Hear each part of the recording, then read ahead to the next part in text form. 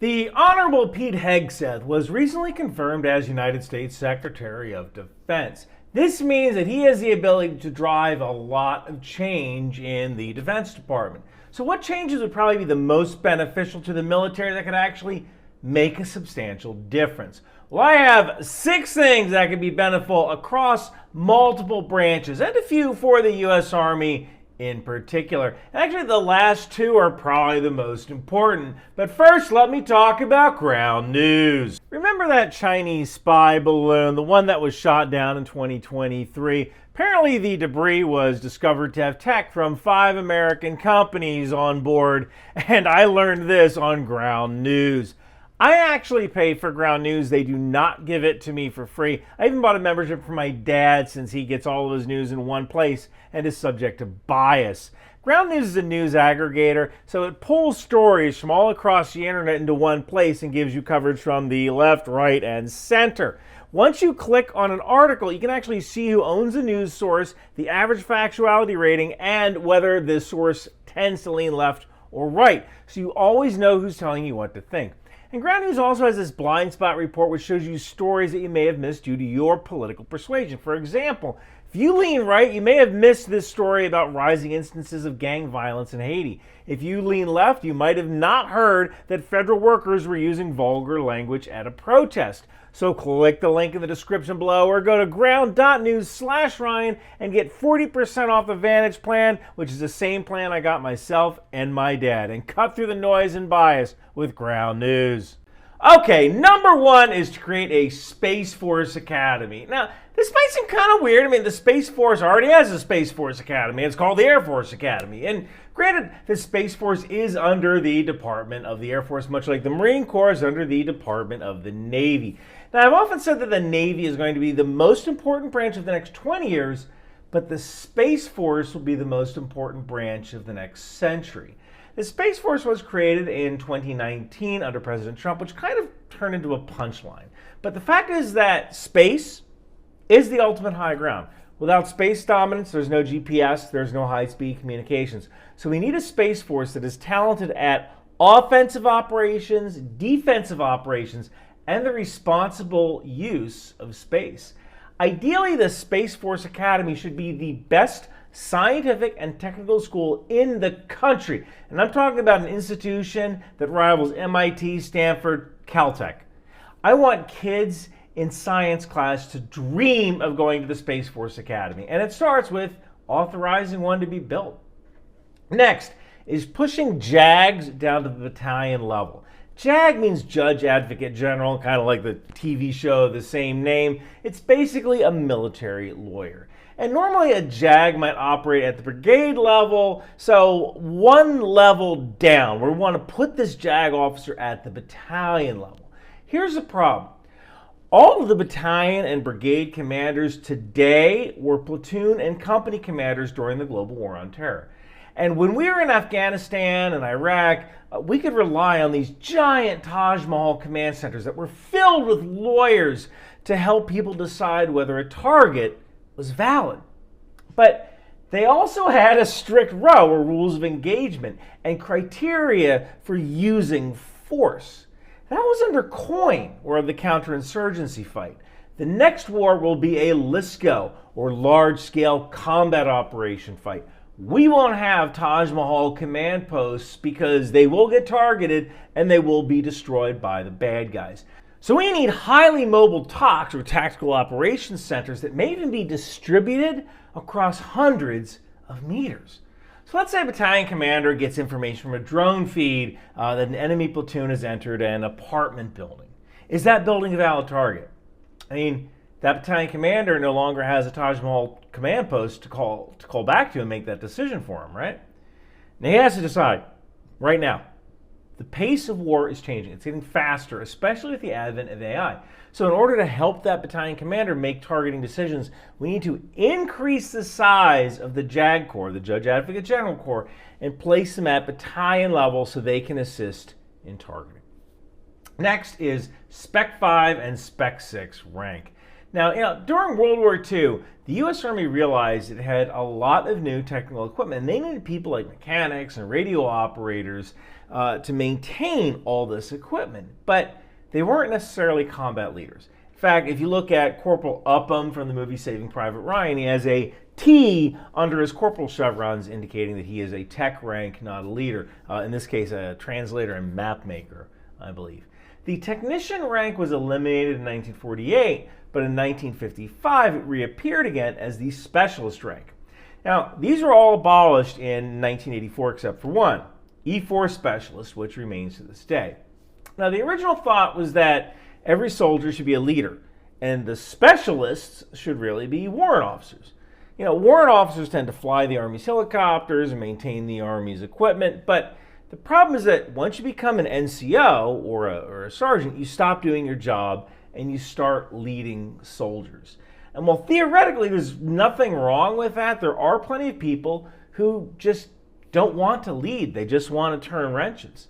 But if they want to stay in the Army, if they want to excel in their Army career, if they want to make more money, they have to move up to leadership ranks or they get out.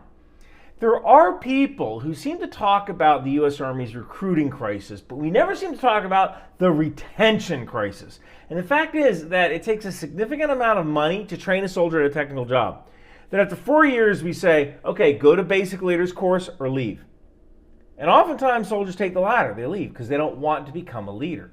And there was once a time when that was okay because we always had a pipeline of fresh bodies coming in. But today, there are fewer people that are generally eligible for the military, and fewer people want to join. All the while, we're adding more and more tech to our military. So maybe it wouldn't be a bad idea to reintroduce the Spec 5 and Spec 6 ranks, at least within the aviation maintainer career field. If it proves successful, maybe we can look into extending it into other career fields. Next is beards. Blah, blah, blah, blah, blah, chemical weapons. Look, the fact is that if a soldier needs to be clean shaven because they're about to go into a chemical environment, we can order them to shave, right? Nobody's arguing that. But the fact is that up to 60% of African American men get razor bumps. And the military is approximately 70% African American men. I mean, why are we making these people get a shaving waiver every few weeks? Our NATO partners allow beards. They seem to fight okay. Beards are allowed in the Ukrainian army. They seem to fight okay with beards. And arguably the best G.I. Joe, maybe neck and neck next to Wild Bill, was Shipwreck, who had a beard. Beards would also help with retention. If your job made you shave every day and was personally hurting you, causing you pain, why would you stay? So beards are an easy win that can be done tomorrow. And yes, we could have regulation like it only be a 1/4 inch in length or something like that. We can figure that out. But we could implement beards tomorrow and see retention go through the roof.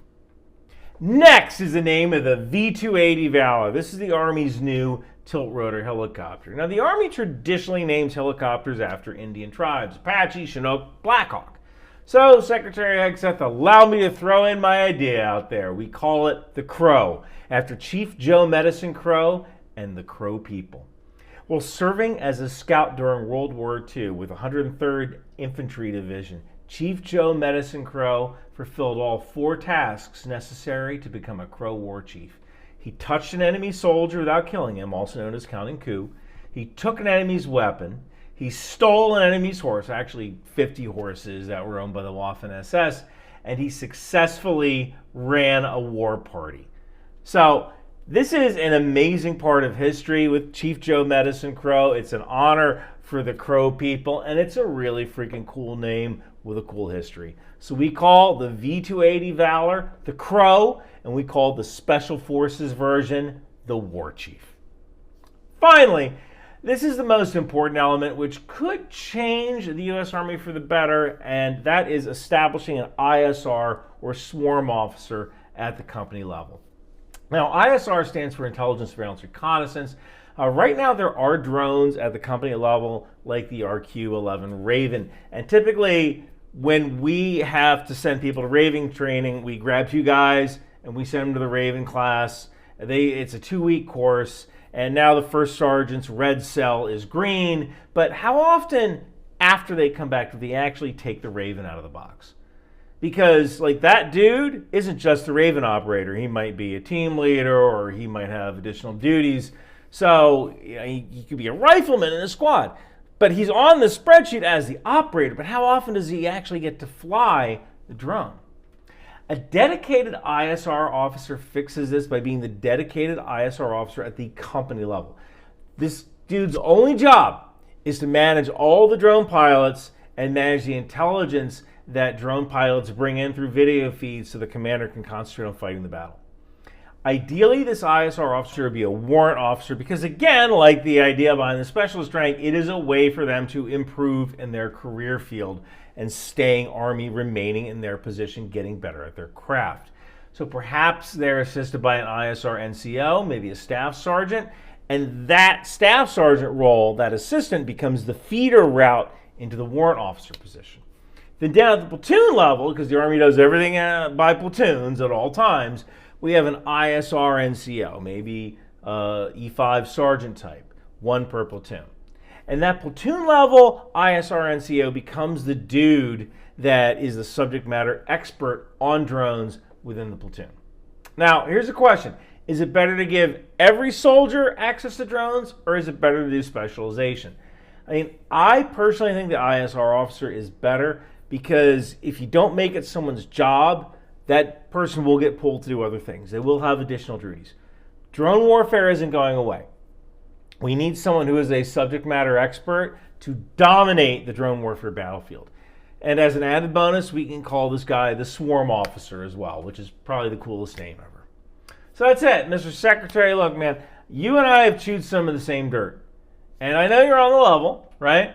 So if you can get at least one of these things done, it's a win. And if it can be only one, beards would be nice. But I know that's not going to happen. So maybe just, if we could just kind of look into maybe creating this ISR officer MOS, that would probably be the most helpful and the most important to the U.S. Army. Hey, if you want to support the channel, grab a signed copy of The Wind Machine from Bunker Branding. It's also available on Amazon or Audible if you're a Marine. And while you're on Bunker Branding, grab my Rock Out with Your Chalk Out t-shirt. A little tribute to air assault operations. Thank you guys so much for watching. Wow, this girl from Watertown sure is cool. Hey kid, what's going on? Think tank! You know, a girl from Watertown is kind of like riding a moped. It's lots of fun till your friends see you on one. What's really cool is a t-shirt or hoodie from Bunker Branding. Wow! Intel Life! Control-C, Control-V! That's exactly what we do! And Bunker Branding has all sorts of cool gear. Intel Life, Air Assault, Live, Laugh, Launch for Destroyer, Trident, HIMARS, and Patriot. Think outside the bomb. Drone Sweep Drone, Department of the Boat People, landmines, and even the tow missile. It would behoove you to grab one today. Girls from Watertown aren't cool, so wear your Bunker Branding gear. Now I know. And knowing's half the battle. Hey babe, you wanna dance? Bunker Branding.